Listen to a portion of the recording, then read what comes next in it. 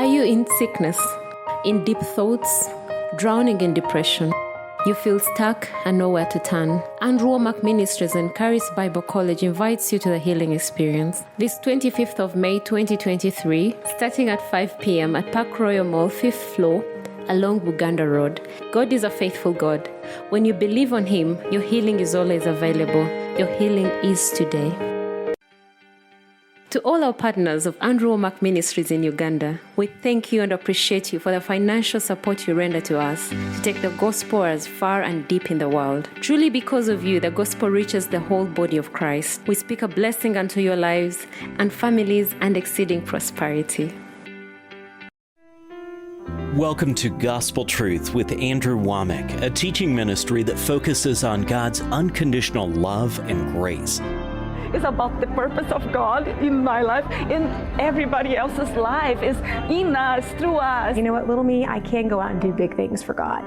And that keeps me going, to know that every day I can wake up and God's going to use little me in a big way. And now, here's Andrew. Welcome to our broadcast of the Gospel Truth. Tukwaniriza ku programu yaffe ya leero y'amazima g'enjiri. Today is the end of my 5th week of teaching on how to find, follow, and fulfill God's will. And today is going to be my last day. Era olunaku lwa leero lunaku lwange olugenda okuba kuzimu kuzisembayo nga mmaliriza programu yaffe gye mbadde nsomesaako eyogera ku ngeri gy'olinza okuzuula, okugoberera era okutuukiriza okwagala kwa Katonda. I actually could extend this multiple weeks more, but I just have chosen to go on. We've got some other things we want to share, but waliwo ebintu bingi bye mbadde njagala okwongera okugabanako era nali badde nsobola okwongezayo essomo lino sabbiiti nnyingi mu maaso awo n'ekirabika katulikomye mu sabbiiti eno tubeere nga tutandika ekintu ekirala. I've been teaching out of Romans chapter 1 verse 21. I haven't got time to go back through all of this. Mbadde nsomesa okuva mu Baluumi essula esooka okuva ku nnyiriri 21 nniza obutafuna budde kubanga nkuyitiramu byonna byenzize nsomesaako. I do have a teaching entitled The 4 Keys to Staying Full of God. Nina essomo eddala lye nakola nga lyogera ku bisumuluzo ebina omuntu bye yeetaaga okusigala nga akyajjuziddwa Katonda. That will amplify on this. It's about 6 hours worth of teaching.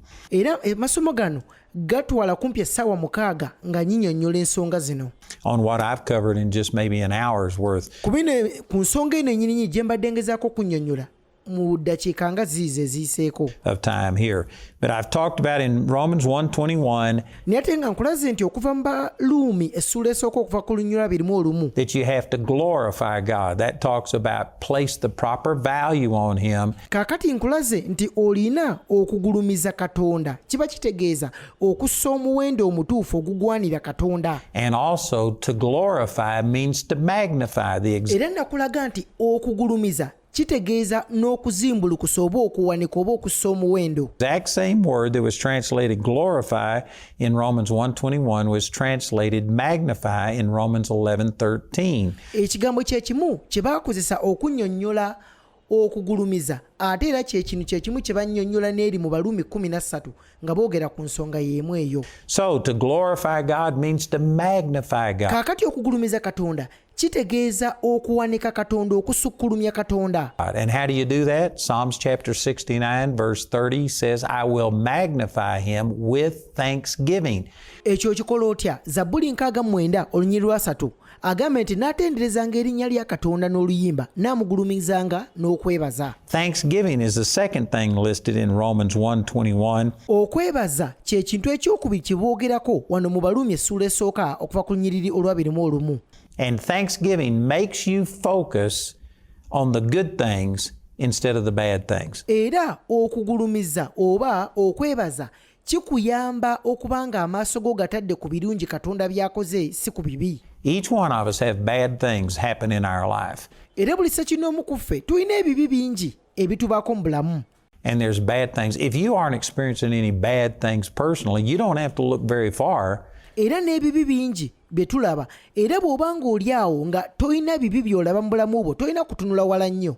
To experience bad things. It's just, we live in a fallen world. And olw'okuba nti tuli mu nsi eno ojja birabako.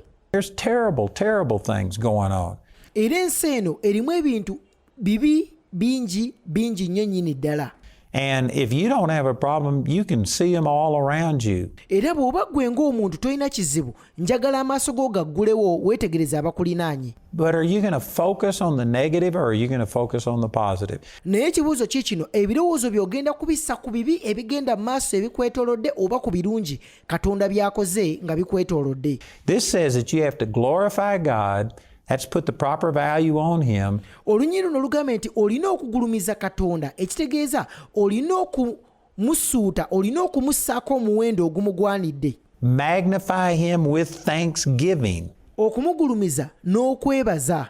These are talking about progressive steps that people take away from God. And bino byogera ku mitendera omuntu gy'ayitamu bw'aba nga anaava katonda. if you would put the proper value on God era nawe bw'oba nga oli eyo nga katonda onaamussaako omuwendo ogumugwanira and be thankful, focus constantly on the good things, and n'oba nga oli muntu eyeebaza nga weebaza katonda ng'ebirowoozo byo bitadde ku ye, not deny that there's bad things happening, but don't focus on them. nga togezaako kugaana nti ebibi weebiri naye ng'ebirowoozo byo tobitadde ku ebyo ebibi. Focus on the goodness, the faithfulness of God. ebirowoozo byo bisse ku bintu ebirungi ku ebyo katonda by'ali mu kukola. kaakati ekyokusatu kiryoke kibeewo. Then the third thing that it lists right here, it says they became vain in their imaginations.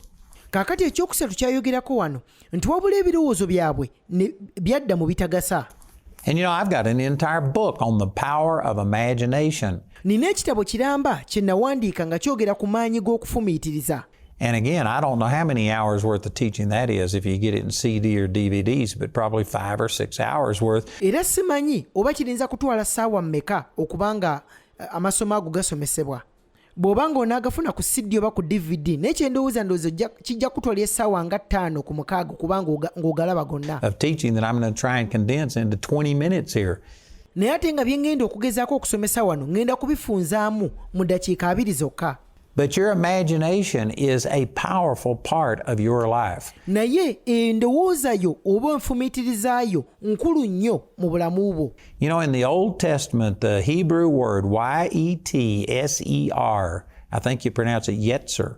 mu ndagaano enkadde ekigambo mwe bajja okufumiitiriza nga bakiyita yetsa. That word was translated imagination, I think 5 or 6 times. ekigambo ekyo kyavvuunulwa emirundi 5 ku 6 mu kitabo ky'olubereberye. For instance, in Genesis chapter 6, where the Lord came down and saw that the imagination of people's hearts was only evil continually. era nga bw'agambye mu lubereberye nti awo Mukama bwe yalaba nga abantu boonoonese nnyo ku nsi era nga balowooza bibi byereere mu mitima gyabwe bulijjo.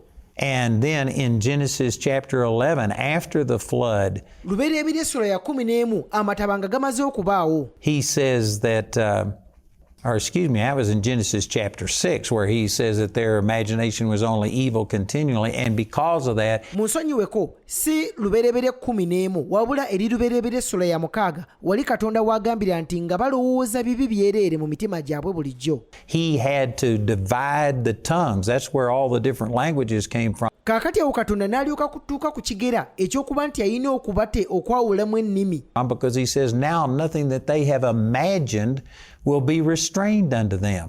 katonda n'alyoka agamba nti tewali kye baagala kukola kiribalema. That's how strong an imagination is. It's powerful. ago ge maanyi g'endowooza bwe gatyo bwe gye gasobola okutuusa. So much so that God had to do something to limit imagination. okutuusa ne ku kigera nti katonda yalina n'okuva mu ggulu abeere ng'asobola okukoma ku maanyi g'endowooza eyali mu muntu. Because people's imagination was only evil. kubanga ebirowoozo by'abantu byali bibi byereere. Imagination was actually a threat to God's plan. endowooza y'abantu yali etandise okufuuka omuziziko eri entegeka ya katonda. And he had to deal with it. Imagination is powerful. okutuuka ku kigira nti katonda yalina okujja abeeko kyakola nkukakasa endowooza yonna nkulu era y'amaanyi. In Isaiah chapter 26, verse 3, it says, era agambe mu Isaaya essula ya 26 okuva ku lunyiriri lwokusatu.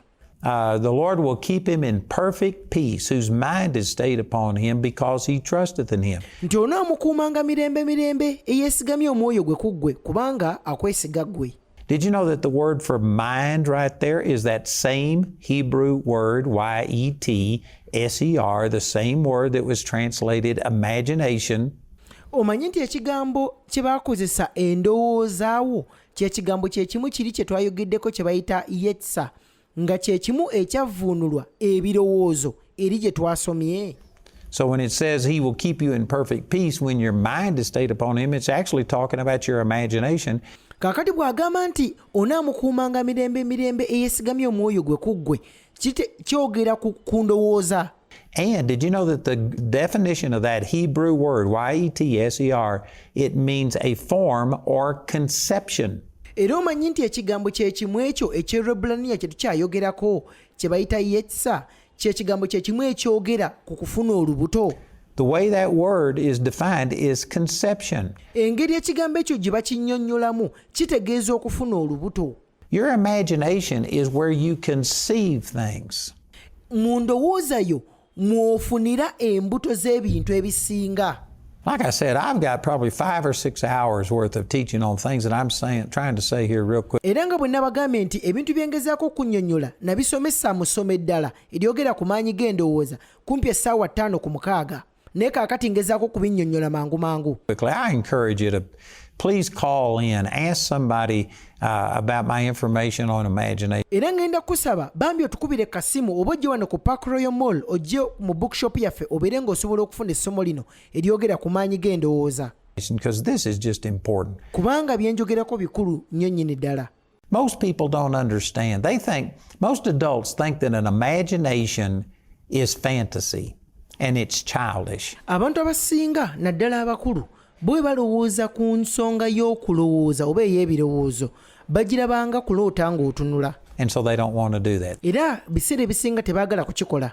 They equate imagination with, Donald Duck and Mickey Mouse. Era oli bw'otandika okumugamba ku nsonga y'okufumiitiriza ajja kwerabanga buno bukatundu bu Donald Duck ne Mickey Mouse. Things like that's fantasy. Naye ate ng'ekyo kyekibeeranga omuntu aloota ng'atambula oba ng'atunula. Well, that is imagination. Kyennyonnyolako awo njogera ku nsonga y'okulowooza oba okufumiitiriza. But fantasy is talking about something that's not real. It's not reality. Naye ate omuntu ono aloota ebirooto ng'atambula oba ng'atunula by'aba alowoozaako tebibeerawo mu buliwo kibeeranga bw'oba ng'otambula naye nga weeraba ng'ovuga emmotoka. Your imagination, the positive use of your imagination, you use it all of the time. You can't function without an imagination.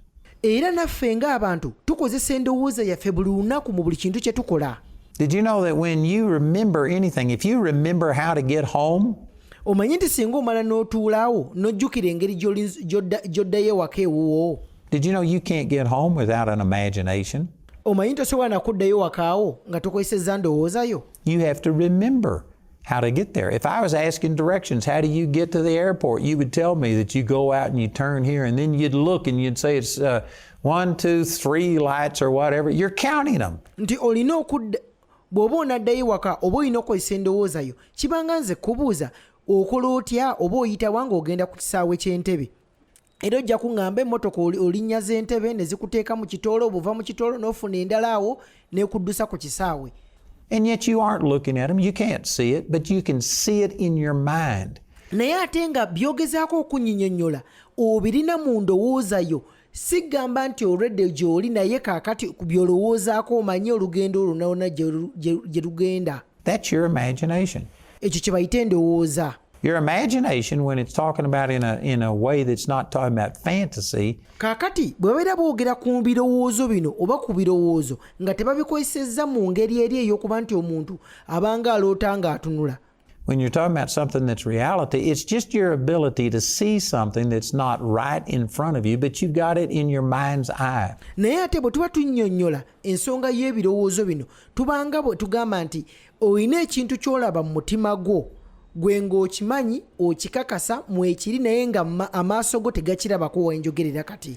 If I was to ask you, how many doors do you have in your house? Singa mala ne nkubuuza ekibuuzo olina enzigi mmeka eziri mu nnyumba yo? Did you know every one of you could tell me? Omanyi nti buli ssekinnoomu ku ggwe osobola okumbulira enzigi mmeka eziri mu nnyumba yo? You may not have the number right here on the top of your head, but you could count them. You could look at them. Naye olinza okuba nga omuwendo gw'enzigi eziri mu nnyumba yo togulina naye ate osobola okuzibirira amaaso go n'olowooza n'omanya nti tulina enzigi 5 oba enzigi 6 mu nnyumba. If I say, all right, how many doors do you have in your bedroom? Kibanga nze okubuuza olina enzigi mmeka eziri mu kisenge kyo. Now, some of you only have one door in your Abamu ku mmwe mulina oluggi lumu lwe luyingira lwe lufuluma. bedroom, but like in my bedroom, I've got the door that comes from the main part of the house. Naye ate nze ng'omuntu nina enzigi eziwerako, nina luno oluva mu ddiiro nga luntwala mu kisenge. We've got a deck out on our bedroom, so that's 2. Ninawo n'olulala oluntwala kabalaza kange eri waggulu, olwo luggi lwakubiri. And then we've got a door that leads into our bathroom. So I've got 3 doors. Tulinawo n'oluggi olulala olukuyingiza mu kiyigo kyaffe. Awamu bwe mbalabalamu nina enzigi nga 3 in my bedroom. mu kisenge kyange mwensula.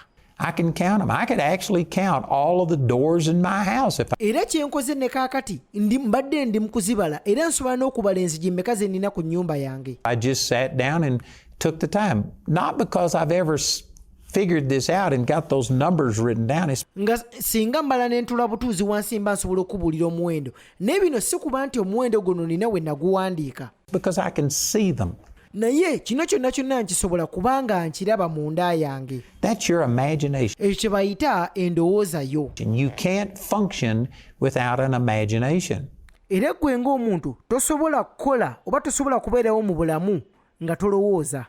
And your imagination functions constantly, but Era naffe endowooza zaffe ezikola buli kiseera naye if you aren't glorifying God, putting the proper value on God, bw'obanga togulumiza Katonda nga Katonda omussaako omuwendo ogumugwanira, and magnifying Him with thanksgiving, the third thing in this list is it says their imagination became vain.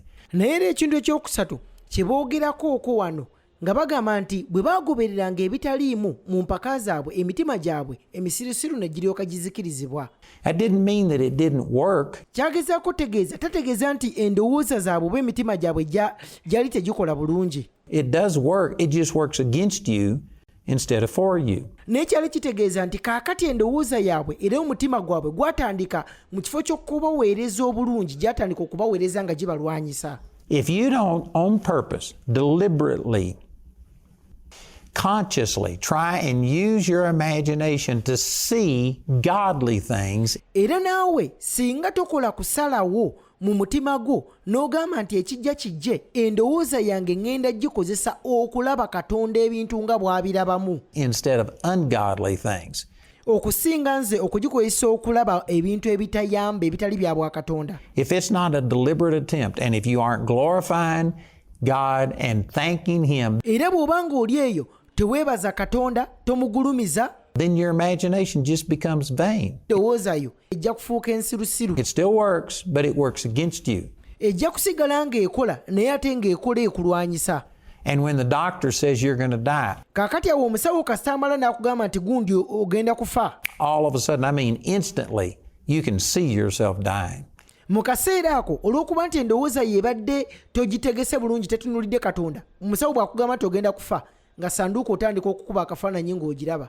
You remember somebody else who had the same thing that the doctor told you you just had, and you can see, you have this vivid image. Kaakati mu kaseera ako omusawo waakugambidde nti ogenda kufa, ebirowoozo bwe ne weeka bitandika okujjukira ssenga we yafa ekirwadde kye kimu ekyo, lwakubanga endowooza yo si nnungi. Of what it was like to see them waste away and go through pain in their body, just,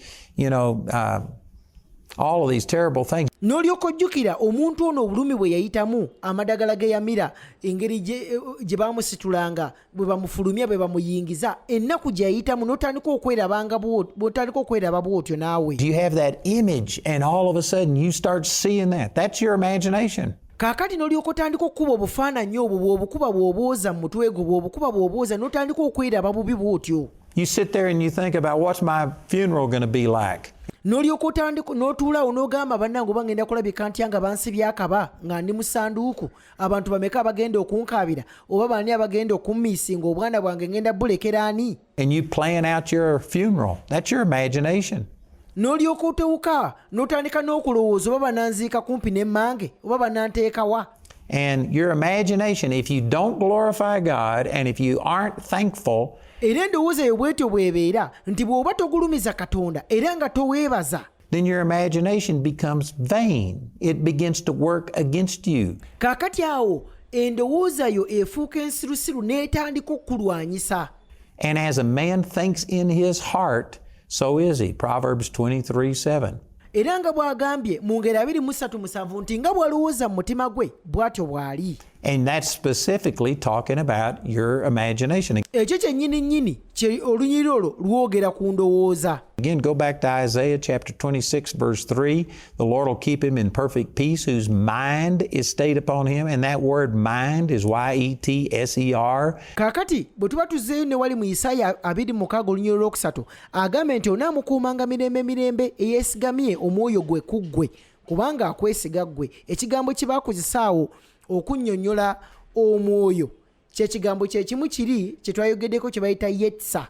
It's translated conception. It was translated imagination a number of times. Nga kyekigambo kye kimu kye bavvuunula okunnyonnyola endowooza, okunnyonnyola okufuna olubuto. Your imagination is where you conceive things. Mu birowoozo byo mw'ofunira embuto. And if you aren't glorifying God and being thankful unto God, your imagination will just start conceiving negative things. It will see you failing. Era bw'oba oli awo togulumiza katonda, teweebaza katonda, ebirowoozo byo bijja kutandika okufuna ebirowoozo ebikyamu. Otandika okweraba ng'ofa, otandika okweraba, etegeeza ojja kufuna embuto z'ebintu by'otoyagala kufuna. Many people have had, well, let me rephrase that. Every one of us have had negative things happen to us. Abantu ffenna buli ssekinnoomu ampuliriza wali obaddeko n'ebizibu. And you've had people speak curses over you. You may not call it that. Era waliwo abantu bangi abayogera ebintu ebikontana n'ekigambo kya Katonda eri obulamu bwo nga balinga abakolimira. They may not have used witchcraft and have taken a doll and put pins in it. Bali basobola okuba nti teyakwata lugoye lwo n'alutwala mu ssabo oba n'akuloga oba n'akusindikira emmandwa. But they've spoken negative things about you. Naye abantu bano olw'okuba nti boogedde ebintu ebikontana n'ekigambo kya Katonda ku bulamu bwo, that form images in your imagination. Ebyo bye baakugamba ne bitandika okuzaala ebifaananyi mu mutima gwo. And it becomes like a limit, a ceiling on what you can do. N'olyoka weesanga nti olw'okuba nti jjajjawo yagamba nti ffe ewaffe teri n'omu yali agenzeeko Kampala, naawe endowooza yo neekugamba nti sisobola kugenda Kampala sirituukayo. You know, my mother, she was a school teacher, and my brother, he's 4.5 years older than me. Omanyi maama wange yali musomesa era mukulu wange ansinga emyaka nga 4.5. And he's got an IQ that's right up there with Einstein's IQ. Era muganda wange kasazo mugezi nnyo ng'obwongo bwe obugeraageranya n'omusajja yali omukenkufu gwe bayitanga Albert Einstein. I'm not sure exactly what it is, but I remember my mother talking, you know, because she was a school teacher, she saw these tests that we took. Era maama wange olw'okuba nti yali musomesa yakeberanga ebibuuzo bye twakolanga ebyali bipima endowooza yaffe. And she had information. Most of the kids didn't know what their IQ came out to and stuff. Era maama wange olw'okuba nti yali musomesa yalina omwaganyo ogulaba empapula z'abaana bonna n'ekigera ky'ebirowoozo byabwe ku speedi kwe byalowoolezangako.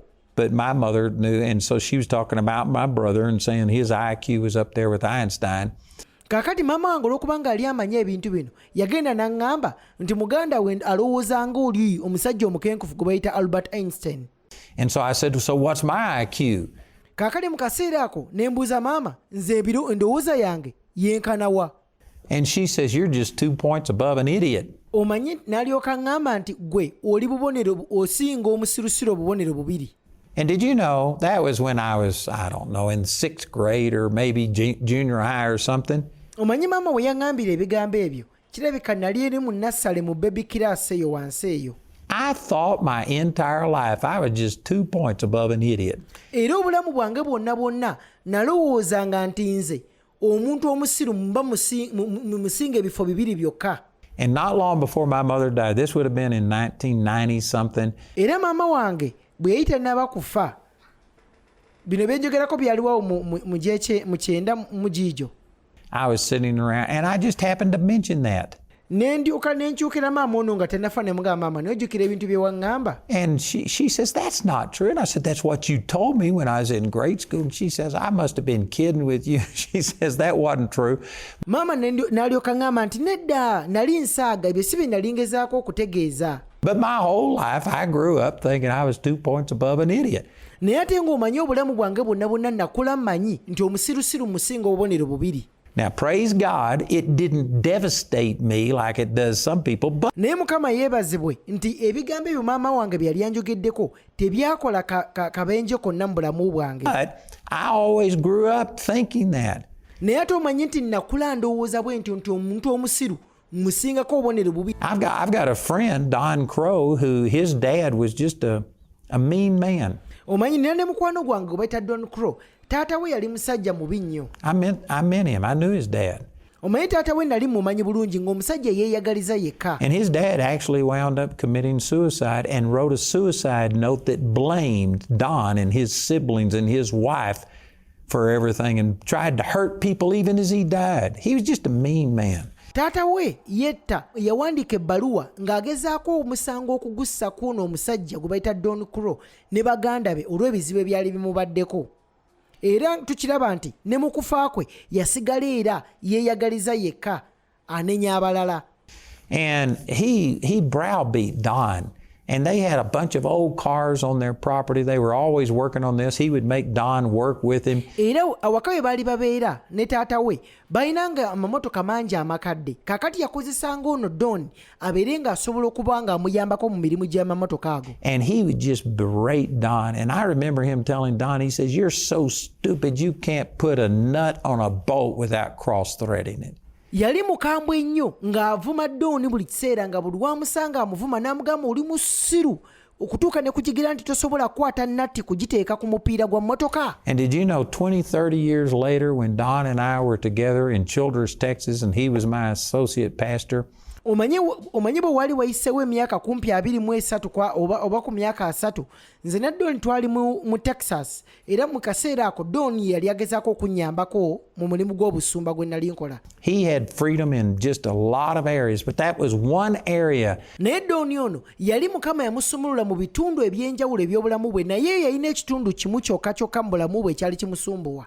That when I worked on a car with him, I'd literally see Don shake. He was so nervous. Kaakati buli we twakolanga ku mmotoka namwetegerezanga ng'akankana buli we yakwatanga natti bw'ati ng'akankana olw'entiisa eri eyamulimu. Afraid he would cross-thread a nut on a bolt. Nga yeeraliikirira nti natti alinza ogiteekako obubi. And I'd see him put it on and it was okay, but he was thinking maybe I did it wrong. He'd take it off. Kaakati namulabanga ng'ateekako natti zino bw'agiteekako bw'agijjako agamba oba ngitaddeko bubi n'agikyusa n'agikola bw'ati. And he'd put it back on enough times until eventually he would cross-thread that nut on a bolt every time. Yagezangako kuteekako natti eno omulundi si gumu si ebiri wabula buli yagiteekangako ng'ekyama okutuusa era bwe yagiteekangako era nga nkyamu nga tetereddeeko. And it was because he was curt. And it formed an image. That's your imagination. N'ebyo byonna byaliwo olw'okuba nti yali yakolimirwa kitaawe okuyita mu bigambo bye era ebigambo ebyali byamugambibwa byali byazaala oba byali byateeka ekifaananyi ekibi mu mutima gwe. And you see yourself and it becomes a self-fulfilling prophecy.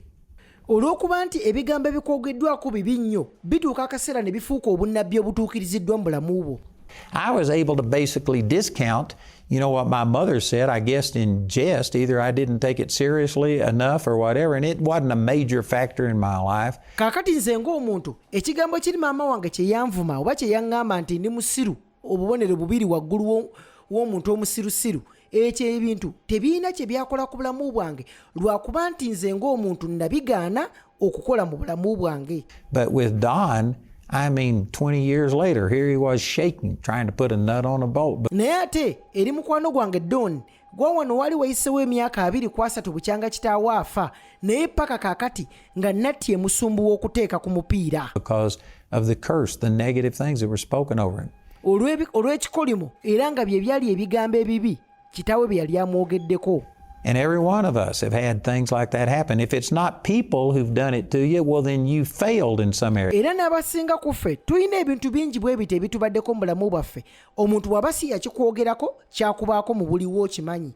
Ogamba nti nze buli wengezaako bizinesi banziba. Maybe a marriage has failed or you've been fired from a job. Oluusi olinza okusanga gwe buli musajja akufumbirwa akuwasaayo emyaka 2 ng'akugoba. Or something has happened, and if you aren't careful, you will let life focus and make you see things negatively. Era bw'oba teweegendereza ojja kukkiriza endowooza eyo ereeteddwa ensi ebeere nga yeefuga obulamu bwo nti ebintu obisuubira okubeera nga ebirina okubeera. That's what this is talking about. Their imagination became vain. Onyiri zino kye zigezaako okunnyonnyola nti endowooza zaabwe zaafuuka nsirusiru. It still worked, but it was working against them. Endowooza yali ekyakola naye ate ku luno nga tekola kubayamba wabula ng'ekola kubalwanyisa. And they were seeing all of the wrong things. Era okutuusa ne kukigeera nti abantu bano batandika okubeera n'ebifaananyi ebikyamu mu mitima gyabwe ne bitandika n'okulabisibwa. They were imagining only failure and evil instead of godly things. Baatandika okulaba akatyabaga ebibi byokka byokka okusinga okulaba ebirungi Katonda bye yali akola. You've got to get your imagination to where you are functioning and seeing what God says about you coming to pass. Naawe olina okuleeta ebirowoozo byo n'obisembeza okutuusa ku kigeera nga bikola ng'era biringa Katonda mwennyini bw'ayagala bikole. You know, a classic example of this, I may have already used this, but not everybody watches my program on a daily basis. Ekyokulabirako ekirungi kye nnina nniza okuba nga nakikolesaako mu emu ku programu zange naye kyemmanyi abasinga ku mmwe temuwuliza radio program yange buli lunaku. And even if you've had, you need to hear it again. I've heard this dozens of times. Era naawe olinza okuba kyengenda okugala kiwulirako si kibi okuddamu era n'okiwulira. And I still get blessed by it. Nange mwennyini bwe nziramu ne mbyogera ate bimpa omukisa. But I heard about a woman who had real poor eyesight. Waliwo omuntu omu yannyumiza olugero olw'omukyalo omu amaaso ge gali tegalaba bulungi. And she had glasses that were so thick it was like looking through the bottom of a Coke bottle. Galubindi ze yayambalanga zaali nnene nnyo nga ekirawuli kyazo kiringa bw'olaba ekirawuli ky'eccupa ya kooka oba eccupa ya soda. She was legally blind, and she had a healing evangelist coming to her church. She was pastor's wife. Abasawo baali bamugamba nti talaba ng'alina okukozesa galubindi ezo. Kaakati waliwo omubulizi w'enjiri eyajja mu kanisa yaabwe kubanga omukyalo ono yali mukyala musumba. And she didn't want him to pray for her again because she'd had prayer so many times and it just was disappointing. Omukyalo ono n'agezaako okwewala omubulizi w'enjiri ono okumusabira kubanga yalina abantu bangi abaamusabira ne watabaawo kintu kyonna kyonna kyali kikyuseewo. Discouraging, so she tried to avoid him. Era omukyalo ono n'afuba n'agezaako okulaba nga yeewala omubulizi w'enjiri ono aleme kumuyitayo. Finally, the last day of that revival meeting, he cornered her and says, I want to pray for you. Naye ate ku lunaku olwali lusembayo olw'olukuŋŋaana olwo omubulizi w'enjiri n'amutunuulira n'amugamba maama mukyala musumba njagala kukusabira.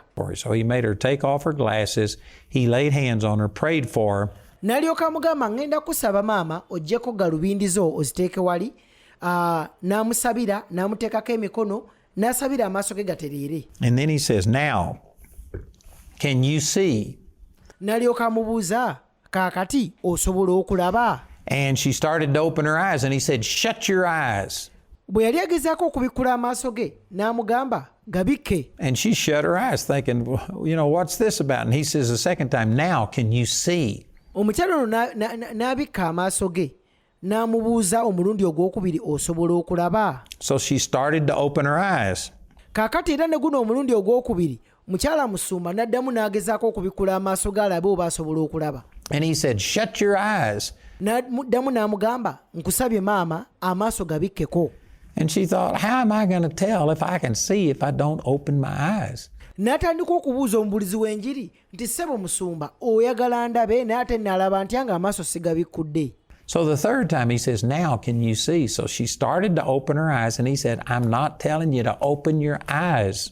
N'amugamba omulundi ogwokusatu osobola okulaba? Bwe yali agezaako okubikkula amaaso ge n'amugamba sigambye kubikkula maaso. You've got to see yourself seeing on the inside before you'll see it on the outside. N'amunnyonnyola n'amugamba nti kino kyengezaako okulaga olina okusooka okweraba munda yo ng'olaba nga tonnaba kubikkula maaso go kulaba. He didn't use this terminology, but he was saying you've got to, in your imagination, see yourself healed.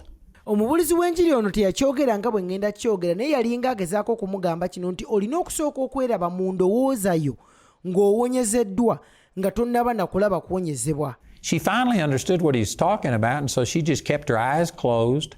Kakati mu kaseera ako mukyala musumba n'ategeera bulungi omubulizi w'enjiri kyali yagezaako okumunnyonnyola era amaaso ge n'agasigaza nga mazibe.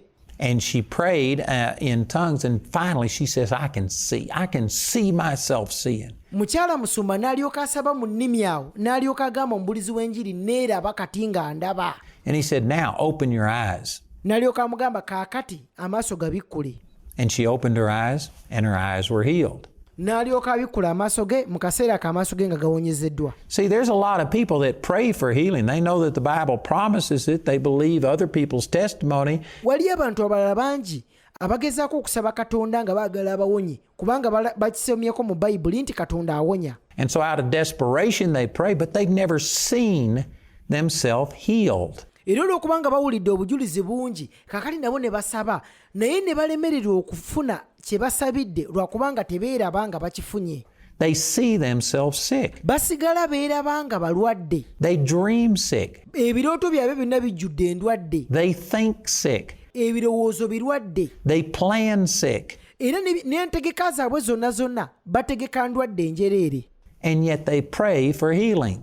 Naye ate nga bakugamba nti bo bagezaako okulaba nga basaba Katonda abawonye. As a man thinks in his heart, I could venture to say that that's talking about in your imagination. Kino nsobola okukyogera nga sitidde bw'agamba nti omuntu nga bw'alowooza mu mutima gwe aba ayogera ku birowoozo by'omuntu. That's the way it's going to be. Bwekityo bwe kigenda okubeera. You need to take the Word of God and let it paint a picture on the inside of you of success.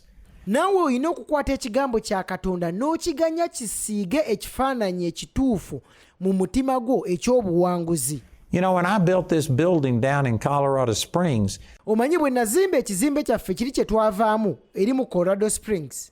that we bought the building for $3.2 million, but then we had a $3.2 million renovation. Ekizimbe kino twakigula obukadde $3.2 ejja dola. Naye ate twali twetaaga era obukadde obulala $3.2 okukiddabiriza obulungi kibeere nga tusobola okukikozesa. And the Lord told me to do this renovation debt-free. Ate nga Katonda yaŋŋamba sigeza ne ntwala ebbanja lyonna. And there was just no way in the natural realm to do this. Era tewaaliwo ngeri yonna mu buliwo bwe nali nsobola okulaba ekintu kino nga kirabisibwa. We had to stop construction because I didn't have any money. Era nalina okugamba abazimbi basooke bakomaawo kubanga sente nange zaali zimpeddeko. So what I did, I had my contractor put duct tape on the floor where every wall, every door was. Kaakati kye nakola nagamba ono inginiya wange ne mugamba nti ŋŋenda kusaba onteerera ama wansi buli ewagenda okuyita ekisenge buli wagenda okubeera oluggi onteerewo akasittaze mbeere nga nsobola okulabawo bulungi. And I would spend hours, hundreds of hours walking that place. Era nange ng'omuntu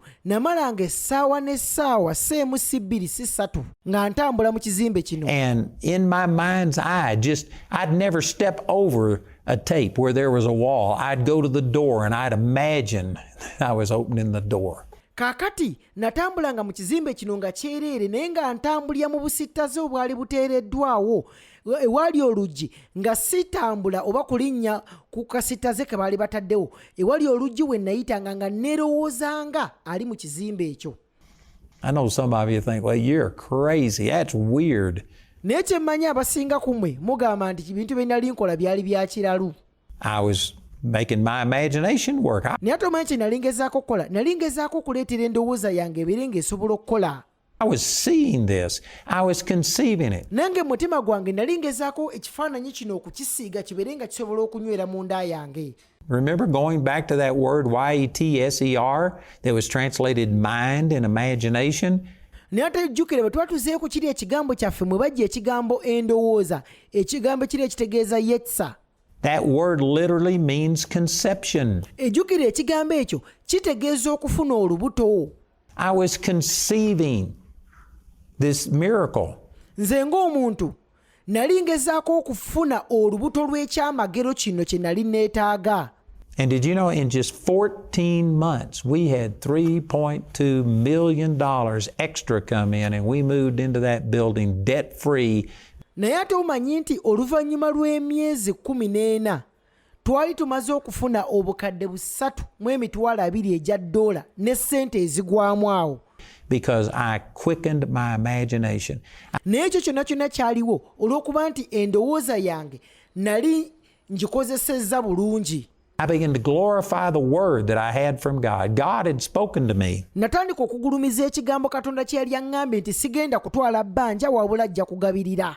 And told me that I was going to build this building debt-free. And Olw'okuba nti Katonda yali ankakasizza naŋŋamba nti ekizimbe ŋŋenda kukizimba, ŋŋenda kukiddaabiriza bulungi nga seewoza ssente yadde.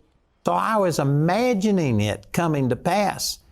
Era nze ng'omuntu natuulawo ne ntandika okulowoozaamu ekizimbe kino nga kiwedde. And that's what I was doing in my imagination. Ekyo kye nali ngezaako okukola mu ndowooza yange. That's conceiving. That's conception. Nali ngezaako okufuna olubuto lw'ekyamagero kye nali neetaaga. You know, I'm not going to explain these things on television, but hopefully you understand how children come. Sigenda kugezaako kukozesa radio programu yange leero okutandika kubannyonnyola ngeri bakazi gye bafunamu mbuto. Kye nsuubira buli omu omanyi. They don't come by the stork. You Nti abaana tebanoga banoge ku miti. don't get pregnant drinking the water after somebody else who's already pregnant. Tofuna lubuto ng'onywedde bunywa amazzi omukazi w'olubuto g'anyweddeko oba You don't just stand next to a man and get pregnant. eba gw'omukyala ayagala okufuna olubuto nti oba weetaaga kuyimirira kumpi n'omusajja n'olyoka olufuna si bwe bibeera. There has to be this conception process. Walina okubaawo ekikolebwa n'olyoka ofuna olubuto luno. Your imagination is your spiritual womb. It's where you conceive things. Endowooza yo lwe lubuto lwo olw'omwoyo mw'otoolera oba mw'ofunira ebintu byonna. And if you can't see it on the inside, you can't see it on the outside. Era nkukakasa bw'oba tosobola kukiraba munda mu mutima gwo mu ndowooza yo tosobola kukirabako wabweru. And you know, I do this with all of the buildings that we've built. I've sat down and I've walked over the ground. I've imagined. Era ne bino byengezaako kunnyonnyola mbikozesezza ne ku bizimbe byaffe byonna bye tuzimbye kubanga tuba tetunnaba kuzimba kizimbe ntambula ku ttaka lyaffe nga bwe nkuba akafaananyi ak'ebintu nga ebigenda okubeera. I see things. I built a deck one time on our house, and I'm not a builder. Olunaku olumu nagezaako okuzimba nina akantu ke nazimba ku nnyumba yange. Nze ng'omuntu siri muzimbi. But I sat out there on a bucket. I turned the bucket upside down and sat there, and I would stare for hours just looking, thinking about what do I want this deck to look like. Natuulawo ne neebuuza akabalaza kange kano njagala kafaanane katya. Nakwata baketi ne ngiteeka wansi ne ntuula ne nfumiitiriza ne ndowooza ku ngeri gye nali nkaagalamu kafaanane. And then I was able to build it. Once I saw it on the inside, Kasita namala ne nkalaba mu mutima gwange. then I could reproduce that and make it come to pass. Kyennyini kye nalaba kyannyanguira nnyo nze okukizaala. But this is why we have plans when you build a building. Y'ensonga lwaki ffenna tulina zipulaani z'ebizimbe bwe tubanga tunaazimba. Is because I'm telling you people that I want a building that's this many square feet. Kubanga era nange ng'omuntu nniza okuba nga neetaaga ekizimbe nga nina square feet ze njagala kibeere obuwanvu bwe nkyagalamu. But there's multiple ways that could be done. And so I have to draw it out. And then an architect actually puts the things, and the builder can look at this and they can see. Kaakati nze ng'omuntu kye nkola ekiri mu mutima gwange ngezaako okukikuba ku lupapula ne nkiwa ono omwami architect naye n'alyoka akifunza n'akitereeza bulungi naye n'alyoka akiwa omuzimbi n'alyoka akirabisa mu buliwo. You know the old saying, a picture is worth 1,000 words. Era nga bw'olaba endowooza oba n'enjogera ey'edda egamba nti ekifaananyi kimu kisinga ebigambo bingi, kikulu nnyo era kituufu. It's true. If you're reading instructions, they'll say connect A and B, and you think, where's A and what's B? Era nga naye bwe wagula TV eyo ne bakuweerako akatabo wasobola okumanya bakuteramu n'ebifaananyi ne bagamba nti kano okateeka wano kano n'okateeka wano. You look on the drawing and you can see, and then it helps you to understand. nti era naawe wasobola okutunula oba otunula butunuzi ku bifaananyi ebyakubibwa mu katabo kano n'omanya engeri y'okutereezaamu dikooda yo n'omanya engeri y'okutereezaamu tv yo. Your imagination is how you function. Era bwe gutyo bwe guli ne mu ndowooza yo bw'otyo bw'otambuza obulamu era bw'obeerawo. And sad to say, most people's imagination is only functioning against them instead of for them. Naye ate ekyennaku kye kino nti naye ate endowooza z'abantu abasinga mu kifo kya zo okukola nga zibayamba zikola zibalemesa oba zibalwanyisa. Seeing failure because of past experiences, past curses that were placed upon you. Oliawo weeraba ng'olemererwa obufumbo nga bulemererwa weeraba nga abaana bo tebasoma olw'ebyo bye wayitamu olw'ebigambo ebyakwogerwako. And you got to get beyond that. Era naawe ng'omuntu olina okusukkulumya endowooza yo by'olaba. How do you do that? Ekyo kikola otya? You glorify God. Put the proper value on His word and what He said to you. Ogulumiza Katonda ng'oteeka omuwendo ogugwanidde ku kigambo kye yakugamba n'okuyita mu Bayibuli yo. You thank God. You magnify Him with thanksgiving. Ogulumiza Katonda ekyokubiri n'omwebaza n'omugulumiza olw'ebirungi by'akoledde. And if you'll do those two things, your imagination will start being productive, constructive instead of destructive. Kasita onaakola ebintu ebyo ebibiri, ekisooka okugulumiza Katonda, ekyokubiri okubanga omwebaza, bw'okola ebyo ebibiri endowooza ejja kubanga ekola bulungi ekuyambe. The next thing it mentions is, it says their foolish heart was darkened. Era ekyokusatu kye boogerako nti emitima gyabwe ne gijjula ekizikiza. If you will glorify God, be thankful, use your imagination in a positive way. Nti naawe singa onaagulumiza Katonda n'omwebaza n'okozesa endowooza yo mu ngeri entuufu ey'ogikozesaamu. Then instead of your heart being darkened, it'll be enlightened. Kaakati mu kifo ky'omutima gwo okujjula ekizikiza gujja kuba gujjuziddwa ekitangaala. You'll begin to understand. Things will work for you. Ojja kwesanga ebintu ojja kutandika okubitegeera nga n'ebintu byennyini bikola ku lw'obulungi bwo. I'm telling you, this is powerful, what I'm sharing. Byengezaako kunnyonnyola wano bikulu nnyo nnyini ddala.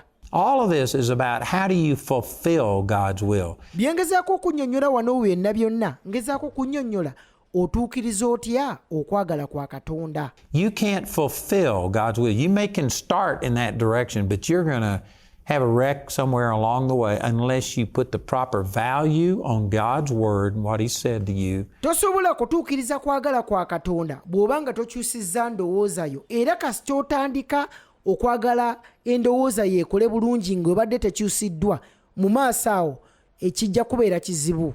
Unless you are a thankful person. Okujjako nga oli muntu agulumiza Katonda ng'era omwebaza. Who constantly rehearse your victories and the faithfulness that God is, how faithful God has been to you in your life. Era nga buli kiseera wejjukanya n'ojjukira ebirungi Katonda by'akoze mu bulamu bwo. And then if you'll do those things, your imagination will start conceiving godly things instead of ungodly things. Kaakati bw'onaakola ebyo, endowooza yo ejja kutandika okuloota oba okufuna embuto z'ebintu by'obwa Katonda ebirungi. And it will just bring light into your heart. You'll begin to have a sensitive, soft heart towards God. Era ojja kwesanga nti ekitangaala kijja kutandika okumulisa mu mutima gwo. Things will begin to work for you. Era n'ebintu bitandika okukola ku lubwo. I'll tell you what I'm sharing with you. This is so powerful. Nkukakasa ebintu byengezaako kunnyonnyola wano bintu bikulu nnyo nnyini ddala. And many people just don't understand these things. Era abantu abasinga byengezaako okunnyonnyola tebabitegeera. It's not hard, but it does take effort. Si bizibu naye byetaagamu okuteekamu amaanyi. It's actually simple, but the hardest thing you will ever do is to value God when you've got all of these other voices speaking and vying for your attention. Byengezaako kunnyonnyola byangu nnyo naye ate obuzibu buli wano nti ojja kwetaaga okuteekamu amaanyi mangi nnyo gwe okusigala nga Katonda okyamuteekako omuwendo gwe nnyini gwe weetaaga omuteekako nga weetooloddwa ebintu ebikontana n'ekyo Katonda ky'akola. And trying to get you to put value on what they say. Ng'era ebintu ebirala byonna bigezaako okulaba nga bigamba nti tunuulira eno gye tuli va Katonda. And so it's not hard, but it takes effort. Kyengezaako kunnyonnyola si kizibu naye ate si kyangu. And then to be thankful in the midst of a generation that is unthankful. The Lord even listed that in 2 Timothy chapter 3, signs of the end time, they will be unthankful. nti naye ate olw'okuba nti tuli mu mulembe oguteebaza gwe okusigala ng'endowooza yo okyagitunuuliza katonda ng'omwebaza nga ne katonda bwe yakyogera mu timoseewo ekyokubiri essuula ey'okusatu okuva ku nnyiri olusooka okutuuka ku lwokubiri ng'agamba nti mu mirembe egyo abantu bajja kuba tebeebaza. And unholy. We live in a day where people are not thankful. They are not grateful for this nation and the godly things that have happened. Tuli mu mulembe ng'abantu tebeebaza katonda nga bwe kimugwanira kumwebaza. And they're going back and focusing on every negative thing that they can find. Era nga baddeyo buli kiseera emabega nga batunuulira ebibi ebitakoze bulungi. And amplifying those things. Era ng'essiira n'emitwe gyabwe oba n'emitima gyabwe nga bagitadde ku bibi ebyali bibaddewo. Man, we need to be just the opposite. We need to be thankful. And do that, your imagination will start working for you instead of against you. Naye ate ffe ng'abaana ba Katonda nti bwe tusigala nga twebaza Katonda ojja kwesanga nti endowooza yaffe ejja kutandika si kutulwanyisa wabula ekole ng'etuyamba. Your heart will become sensitive to God. Weesange n'okwesanga nti n'omutima gwo gwennyini gutandike okugoberera okwagala kwa Katonda. And I guarantee you, you will fulfill God's will for your life. Era nkukakasa bw'onaakola bw'otyo ojja kutuukiriza okwagala kwa Katonda. Thank you for listening to the Gospel Truth Program. We believe that you have been blessed. Please call us on 0200 330 000 to pray with you or to make an inquiry or share your testimony with us. We speak healing into your body and prosperity into your life. You are blessed. Are you in sickness, in deep thoughts, drowning in depression? You feel stuck and nowhere to turn? Andrew Womack Ministries and Charis Bible College invites you to the healing experience every last Thursday of the month, starting at 5 p.m. at Park Royal Mall, 5th floor, along Luganda Road. God is a faithful God. When you believe on Him, your healing is always available. Your healing is today.